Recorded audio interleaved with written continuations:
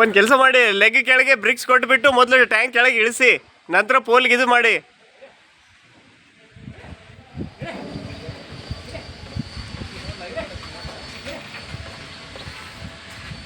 ಅಣಜಿ ಹಂಗೆ ಕೆಳಗೆ ಟ್ಯಾಂಕ್ ಇಳೀಲಿ ಮೊದಲು, ಅವ್ರಿಗೆ ಪೋಲ್ ಬಿಸ್ಲಿಗೆ ಈಸಿ ಆಗುತ್ತೆ. ಇದ್ರೆ ಎರಡು ಬಿದ್ದು ಬೀಳುತ್ತೆ, ದಬಾಕೊಳ್ಳುತ್ತೆ.